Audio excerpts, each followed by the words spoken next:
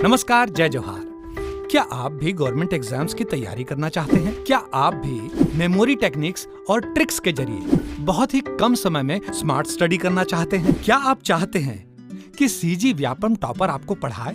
तो डाउनलोड करिए Yogendra Sahu classes app. यहाँ 10 से अधिक गवर्नमेंट एग्जाम्स क्रैक करने वाले और सीजी व्यापम टॉप करने वाले योगेंद्र सर सीजीपीएससी और सीजी व्यापम के अंतर्गत होने वाले सभी एग्जाम्स की तैयारी कराए। तो डाउनलोड करिए Yogendra Sahu classes app to be the best, learn from the best.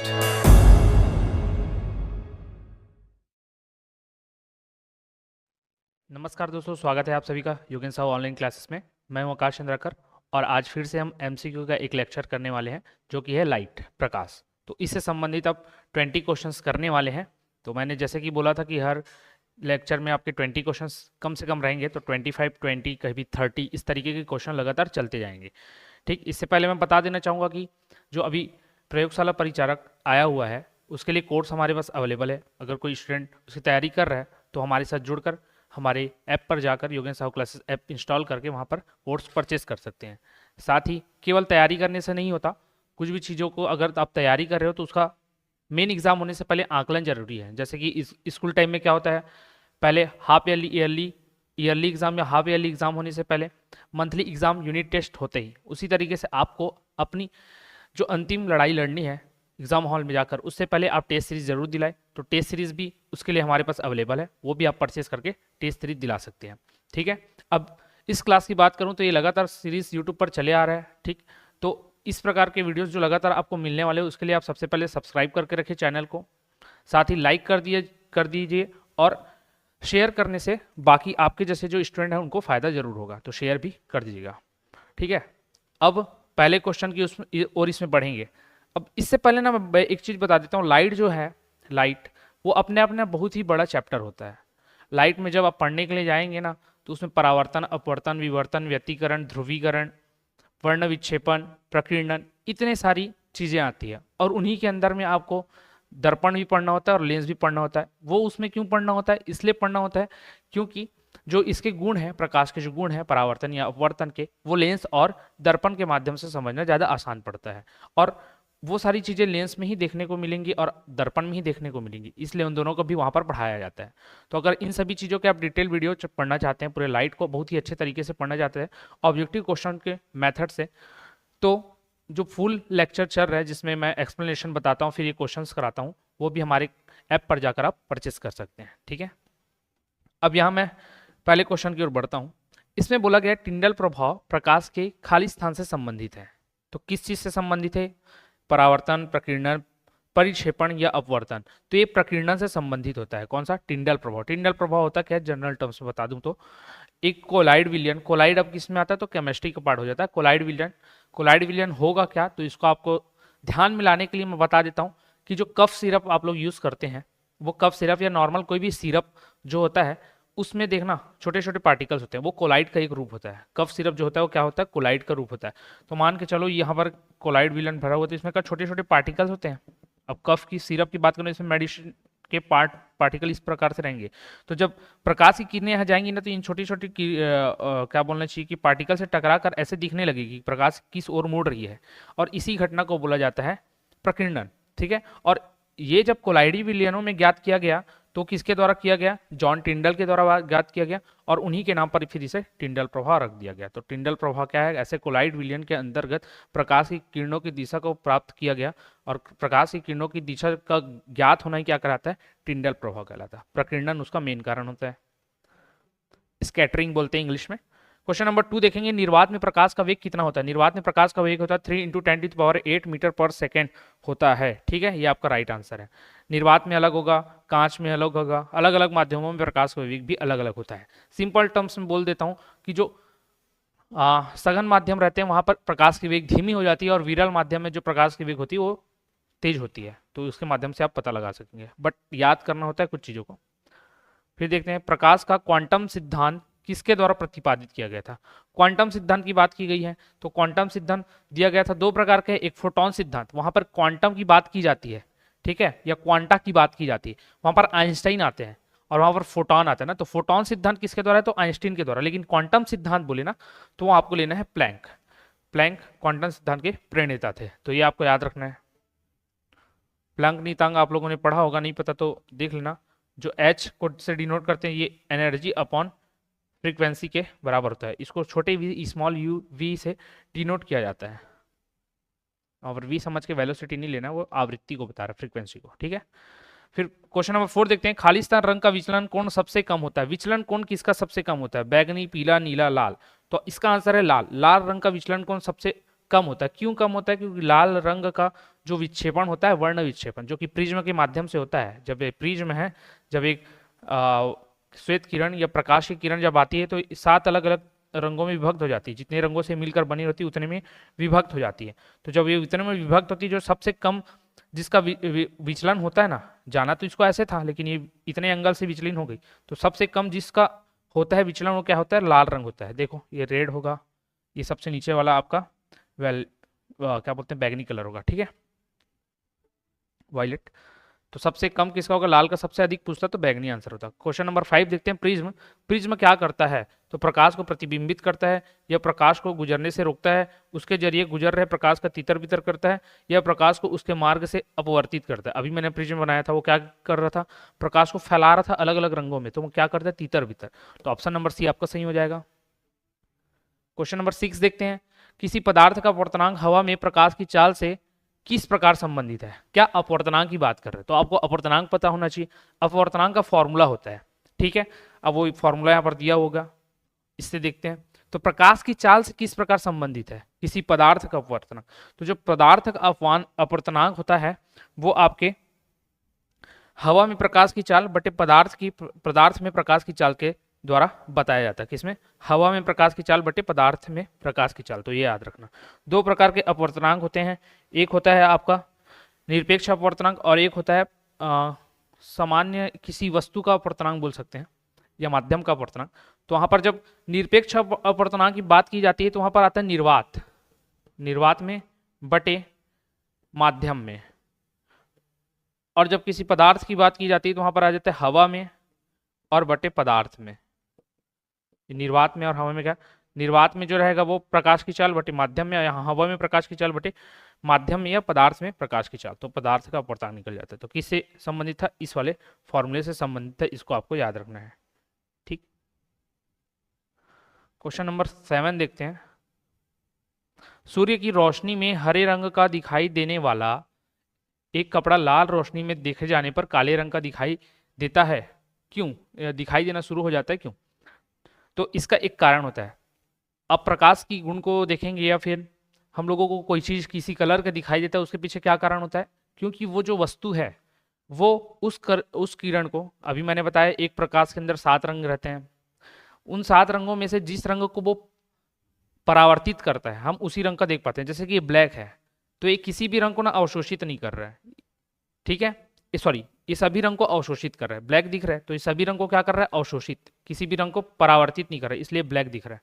अगर कोई चीज व्हाइट दिख रहा है, तो व्हाइट इसलिए दिखता है वो, क्योंकि वो सारे रंगों को परावर्तित कर देता है। तो सेम उसी प्रकार से जो लाल कपड़ा था, तो रोशनी में वो क्या कर रहा था, लाल रंग को परावर्तित कर रहा था, बाकी सभी रंगों को अवशोषित कर ले रहा था, ठीक है। तो लाल रंग को परावर्तित करने के कारण ये लाल दिखाई दे रहा था। लेकिन जब उसको हरा रंग उस पर डाला जाएगा, या हरा रंग के कपड़े की बात की गई थी, माफ करना, तो हरे रंग का कपड़ा,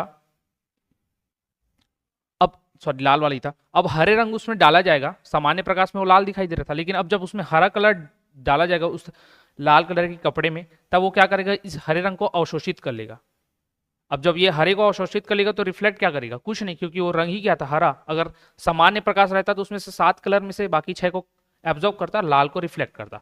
लेकिन अभी कलर ही हरा है, तो ये हरा को पूरा पूरा क्या कर लेगा, अवशोषित, और पूरा जब अवशोषित करके कुछ भी परावर्तित नहीं करता, तो वस्तु क्या दिखाई देता है, काला। जैसे कि इसकी बात मैंने की थी, अब ये सभी किरणों को अवशोषित कर रहा है, परावर्तित नहीं कर रहा है, इसलिए क्या दिखाई दे रहा है, काला।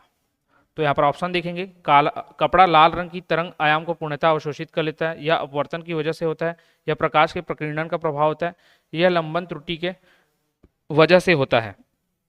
तो क्या मुख्य रूप से अपवर्तन के कारण होता है, तो जब उसमें लाल रोशनी में देखे जाने पर वो क्या काले रंग का दिखाई देता है, तो अपवर्तन की वजह से होता है। इस चीज को आपको ध्यान में रखना है।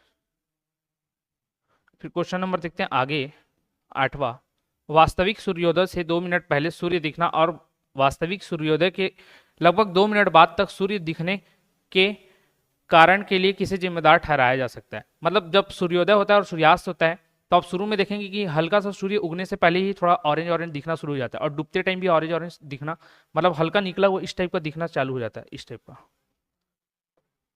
ऐसे हल्का सा सर्कल टाइप का ये दिखना चालू हो जाता है निकला हुआ। बट ये निकला नहीं रहता, ये 2 मिनट पहले इस अवस्था में दिखाई देना चालू होता है। वो किस वजह से होता है? तो उसका कारण होता है वायुमंडलीय अपवर्तन। वायुमंडलीय अपवर्तन के कारण वो इस प्रकार का दिखाई देना शुरू हो जाता है। ठीक है, वायुमंडलीय अपवर्तन के कारण वो इस प्रकार का दिखना शुरू हो जाता है। ठीक है, अच्छा यहाँ पर मैंने अपवर्तन बोला था क्या? ये कपड़ा लाल रंग की तरंग आयाम को पूर्णतः अवशोषित कर लेता है, इसलिए वो काला दिखाई देता है, क्योंकि अच्छा यहाँ क्वेश्चन ही दूसरा है। अच्छा एक बार और देख लेते हैं। सूर्य की रोशनी में हरे रंग का दिखाई देने वाला एक कपड़ा, अच्छा ये हरे रंग के बारे में बोला था, मैं सारी चीज़ों को लाल के संदर्भ में बता दिया था, बट जो पूरा सिनेरियो बताया था वही लगेगा, बस हरा आ जाएगा। तो हरे रंग का दिखाई देने वाला एक कपड़ा लाल रोशनी में देखे जाने पर काला क्यों दिखाई देता है? तो कोई भी चीज़ है जिस रंग को परावर्तित करता है वो उसी रंग का दिखाई देता है। ये सामान्य प्रकाश में 7 रंग होते हैं, उसमें से हरे रंग को क्या कर रहा था? परावर्तित, इसलिए हरा दिखाई दे रहा था। और बाकी रंगों को क्या कर रहा था? अब्जॉर्ब। बाकी जो 6 रंग थे, 6 रंग में लाल भी होगा।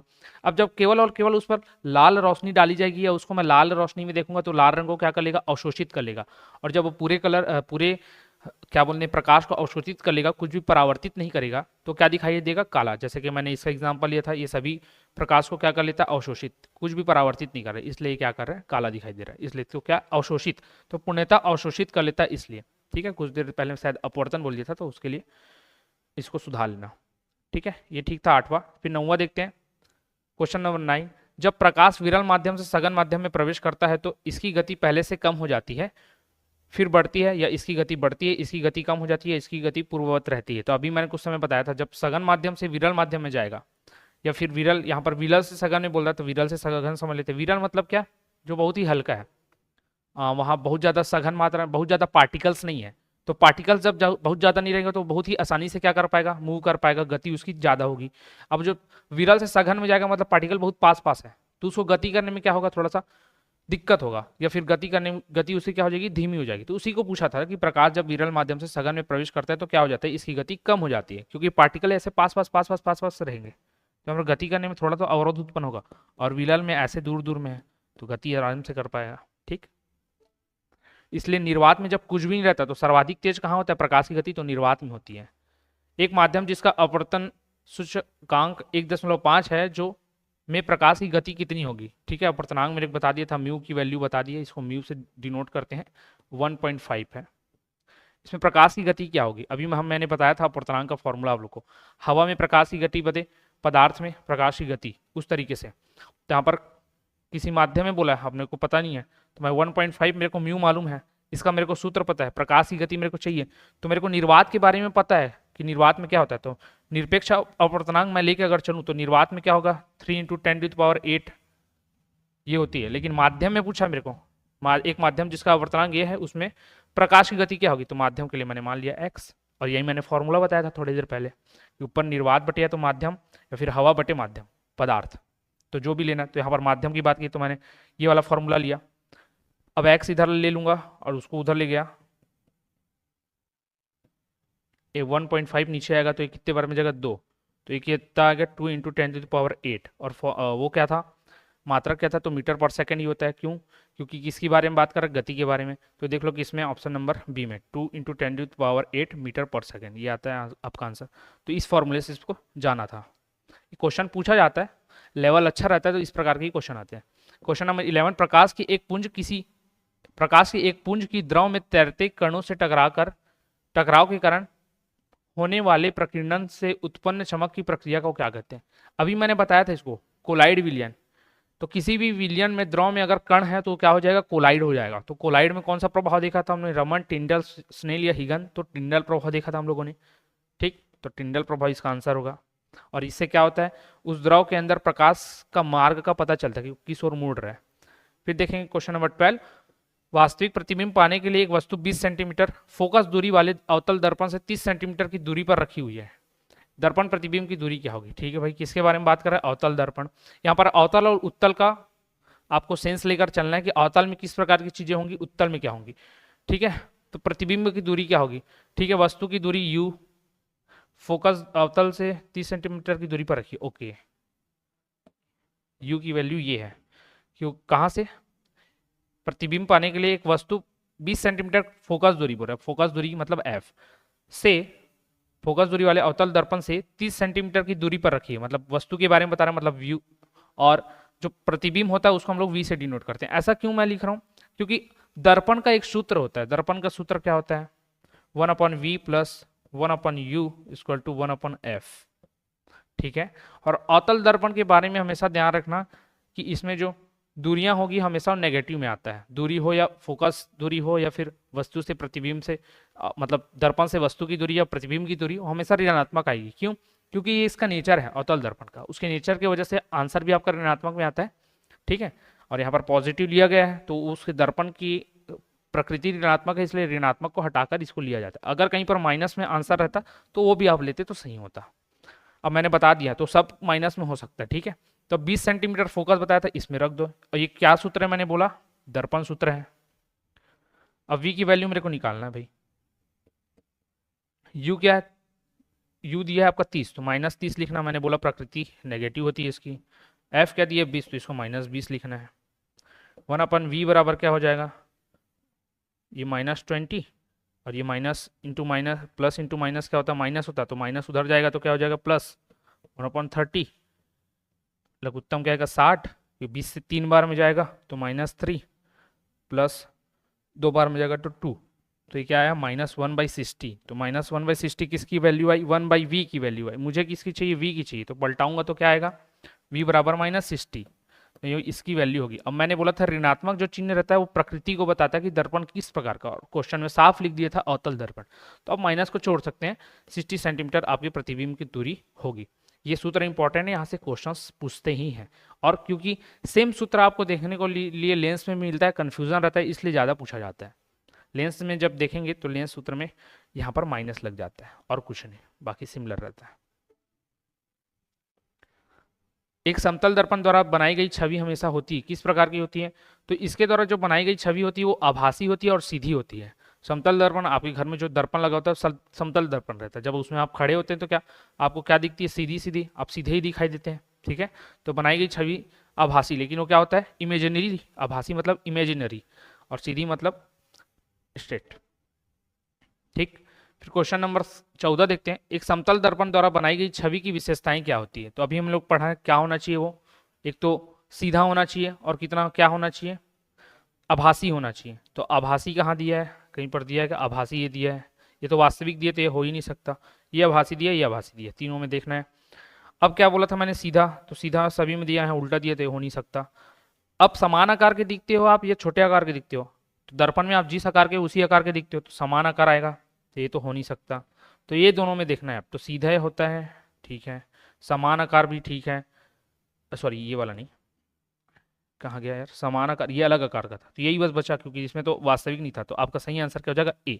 तो विशेषताओं को याद रखना, डायरेक्ट पूछा जाता है। पहला तो आभासी बनता है, ठीक है, सीधा बनता है, समान आकार का बनता है, और एक पॉइंट इसको याद रख लेना, पार्श्व तौर पर उल्टी। पार्श्व तौर पर उल्टी मतलब आप जब ऐसे खड़े हैं दर्पण के सामने, तो आप जब अपना राइट हैंड राइज करेंगे, उठाएंगे, तो उधर तो राइट उधर से उठा हुआ दिखेगा, बट आप जब ऐसे अवस्था में खड़े रहोगे तो वो आपका कौन सा हैंड होना चाहिए, लेफ्ट। उठा आप राइट रहे, लेकिन उठ किस साइड वाला रहे, लेफ्ट साइड वाला, तो वो पार्श्व तौर पर उल्टा दिखाई देता है। ठीक है, तो ये विशेषता इसको रट लेना इंपॉर्टेंट है। क्वेश्चन नंबर 15, उत्तल दर्पण का प्रयोग किसमें किया जाता है। उत्तल दर्पण का प्रयोग किसमें किया जाता है, बहुत ही कॉमन क्वेश्चन है। तो वाहनों में जो रियर व्यू मिरर रहता है, साइड मिरर जो लगा होता है, उसमें ही उत्तल दर्पण का यूज किया जाता है। ठीक है, अब आप मेरे को कमेंट करके बताएंगे आप लोग कि अवतल दर्पण का यूज किस पे किया जाता है। ठीक है, अवतल दर्पण का यूज कहाँ किया जाता है, एक कमेंट करके मुझे बताना आप लोग। और मैंने बता दिया था, चलो उस वाला क्वेश्चन को छोड़ते हैं। फिर क्वेश्चन नंबर 16 देखते हैं, एक दर्पण के वक्रता की फोकल लंबाई और त्रिज्या के बीच संबंध है। तो दर्पण के वक्रता त्रिज्या की वक्रता की फोकल लंबाई और त्रिज्या के बीच, तो इसके लिए सबसे पहले ना आपको समझना पड़ेगा, मान के चलो ये एक दर्पण है ना, यहाँ से एक बीचों बीच एक लाइन जाता है, इसको प्रिंसिपल एक्सिस बोला जाता है, मुख्य अक्ष। और ये जो पॉइंट रहता है वो क्या कहलाता है? केंद्र कहलाता है, पोल कहलाता है, सॉरी ध्रुव, पी से डिनोट करते हैं, ध्रुव कहलाता है। अब यहाँ कहीं पर ना एक केंद्र होता है। अब क्यों? क्योंकि ये गोलाकार है। जो अवतल दर्पण, उत्तल दर्पण हम लोग पढ़ते हैं, किस प्रकार के दर्पण होते हैं? गोलाकार दर्पण होते हैं। और गोलाकार है मतलब उसका कहीं ना कहीं केंद्र बिंदु होगा। तो एक केंद्र बिंदु को वक्रता केंद्र बोलते हैं, उसको सी से डिनोट करते हैं। और इस वक्रता केंद्र और इस पोल को मिलाने वाली रेखा ही प्रिंसिपल एक्सिस कहलाती है। ठीक है, प्रिंसिपल एक्सिस कहलाती है। अब इन दोनों का जो बीच का पॉइंट होता है ना, वक्रता केंद्र और पुल के बीच का पॉइंट, वही आपका क्या कहलाता है? फोकस, फोकल लेंथ कहलाती है, ये एफ। अब इसी को पूछ रहा है, ये वक्रता त्रिज्या मैंने नाम दिया, त्रिज्या मतलब क्या? आर, रेडियस बोलते हैं। अब ये फोकस क्या होती है? ये दोनों पोल और वक्रता त्रिज्या के बीच की दूरी का, के बीचों बीच की पॉइंट होती है, मतलब हाफ होता है। तो वक्रता, ये हाफ होता है इसका, वक्रता त्रिज्या का, एफ। एफ जो होता है क्या होता है? वक्रता त्रिज्या का आधा होता है।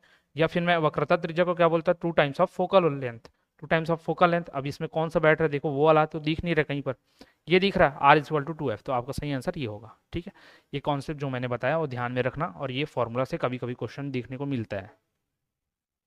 क्वेश्चन नंबर 17 देखेंगे। यदि कोई वस्तु 5 सेंटीमीटर वक्रता त्रिज्या वाले उत्तल दर्पण से 10 सेंटीमीटर दूर रखी तो इसका आवर्धन क्षमता क्या होगा? अब किसी भी लेंस का पढ़े या दर्पण का पढ़े, एक आवर्धन क्षमता होता है। आवर्धन की क्षमता को m से डिनोट किया जाता है। और ये क्या होती है? दर्पण से वस्तु के प्रतिबिंब की दूरी और वस्तु की दूरी का अनुपात, या फिर वस्तु की प्रतिबिंब की लंबाई और वस्तु की लंबाई का अनुपात। तो प्रतिबिंब की दूरी v और इसको u मानते हैं, या फिर प्रतिबिंब की जो लंबाई रहेगी v की लंबाई अपॉन u की लंबाई ले सकते हो। अब इसमें क्या दिया देख लेते हैं। एक तो वक्रता त्रिज्या दे दिया भाई, r की वैल्यू दे दी है। उत्तल दर्पण से 10 सेंटीमीटर दूरी पर रखी गई है, मतलब ये दूरी पर रखी गई है, तो u की वैल्यू दे दी है। तो आवर्धन क्षमता, तो u तो मुझे पता है 10, लेकिन v पता नहीं है। और यहाँ पर r दिया हुआ है। r बराबर हम लोगों ने अभी देखा क्या होता है? 2f। तो f अगर मैं निकालूं तो क्या हो जाएगा? 2/r, sorry r/2, r/2। r कितना दिया है? 5/2। तो ये कितना आ गया? 2.5। तो 2.5 सेंटीमीटर आया। तो ये f की वैल्यू भी निकल गई। तो अब मुझे लेंस सूत्र पता है, f equal to 1/f=1/u plus 1/v होता है। ठीक है, और मैंने उत्तल दर्पण में बताया था कि सारी, अवतल दर्पण में बताया था कि सारी चीजें ऋणात्मक लेनी होती है, लेकिन उत्तल दर्पण में क्या होती है? पॉजिटिव होती है, क्योंकि इसका जो गुण क्या होता है? धनात्मक होता है। तो 1/u की वैल्यू क्या है? 10। u की वैल्यू दी गई है। f मैंने क्या निकाला? 2.5। v मुझे चाहिए 1/v बराबर क्या कर लूँगा? इसको पक्षांतर करके इधर ले जाऊँगा। 1/25 माइनस 1/10 लघुत्तम 10, ये 4 बार में जाएगा -1, तो ये आएगा 3/10। किसकी वैल्यू आई? 3/10, 1/v की। तो v की वैल्यू क्या हो जाएगी? पलट जाएगी। तो v बराबर क्या प्राप्त हो गया? 10/3। वो पलट जाएगी ना, v के बराबर 1/v है, तो मुझे तो v चाहिए, तो मैं जो v को पलटाऊंगा तो ये पद भी पलट जाएगा, तो 10/3 मुझे प्राप्त होता है। अब ये वैल्यू मैं यहाँ रख दूंगा तो मेरा क्या निकल जाएगा? आवर्धन निकल जाएगा। तो आवर्धन चलो निकाल लेते हैं।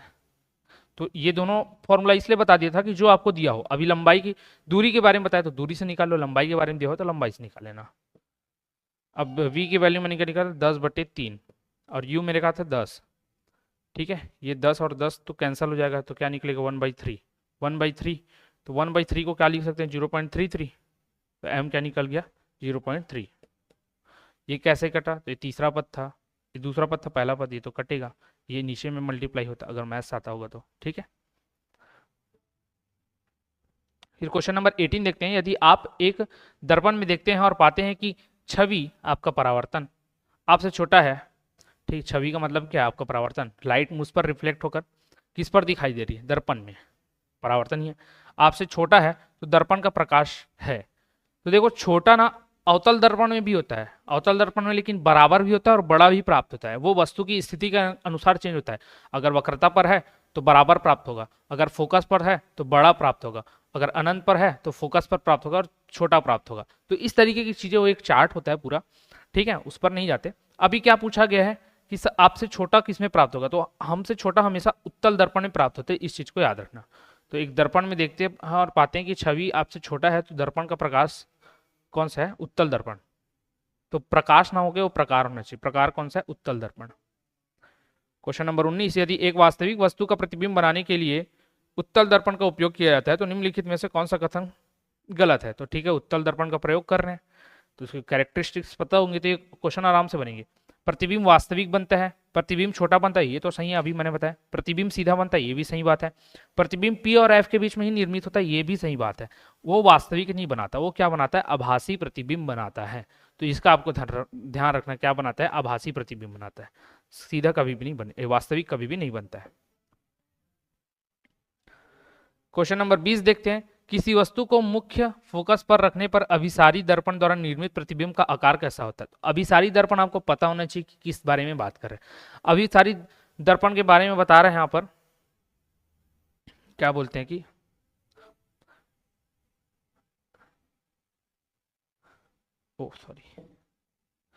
अभिसारी और एक अपसारी। अपसारी मतलब फैला देगा और अभिसारी मतलब फोकस्ड कर देगा।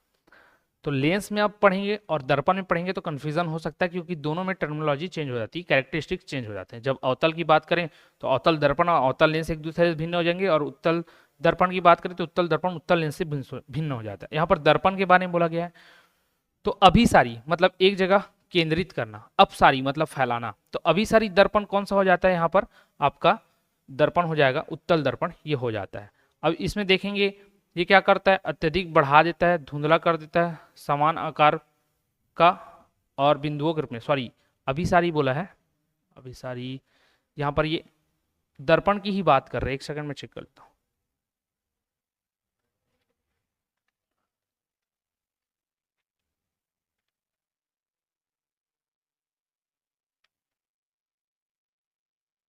अभिसारी अवतल दर्पण की बात कर रहे हैं। अभिसारी मतलब अवतल दर्पण, ये लिख लेना, ठीक है। उत्तल बोल रहा था इसलिए मैंने चेक कर लिया कि ताकि गलत ना हो। तो अवतल दर्पण, तो अभिसारी जो दर्पण है वो क्या है? अवतल दर्पण होता है। अब अवतल दर्पण पर मैंने बताया उत्तल में तो सेम रहेगा, उत्तल में सेम रहेगा। क्या सेम रहेगा? कि जो वस्तु का प्रतिबिंब है हमेशा आपके P और F, जो पोल और था ना और फोकस, उसी के बीच में बनेगा। जस्ट इससे पहले वाले क्वेश्चन P और F के बीच में ही बनेगा हमेशा, वस्तु कहीं पर भी रहे, बस वो F की ओर थोड़ा थोड़ा खसकते जाएगा अगर वस्तु नजदीक आते जाएगा तो, ठीक है।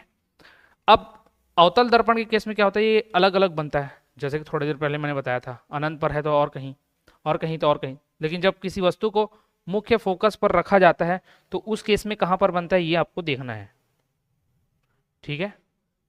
तो मुख्य फोकस पर जैसे ये मान लो ये फोकस बिंदु यहाँ था, यहाँ पर जब रखा जाएगा मुख्य फोकस पर, वस्तु को ऐसा रखा गया है, ठीक है, या ऐसा रखो, जैसे भी रखो, तो वो कहाँ पर प्राप्त होगा? जब मुख्य फोकस पर रखा जाता है तो क्या हो जाता है? अत्यधिक आवर्धित, धुंधला हो जाता है, समान आकार का हो जाता है, या फिर बिंदुओं के रूप में होता है। क्या होता है? तो ये हो जाता है आपके समान आकार का हो जाता है। समान आकार नहीं,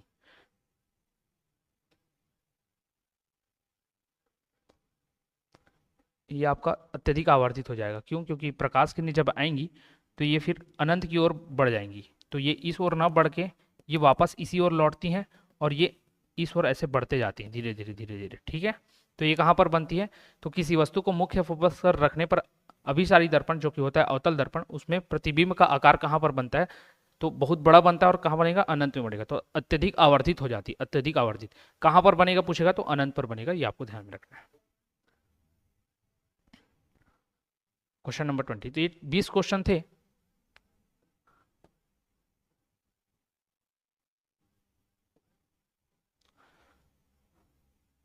ठीक है, ये 20 क्वेश्चन थे। तो इस 20 क्वेश्चनों को हम लोगों ने किया है, ये जो कि आपके प्रकाश से संबंधित है। इसका एक और लेक्चर में लेके आऊँगा जिसमें हम लोग और 20 क्वेश्चन के बारे में करेंगे, क्योंकि प्रकाश का जैसे मैंने बताया कि बहुत बड़ा टॉपिक होता है, तो एक वीडियो में कवर कर पाना आसान बात नहीं है।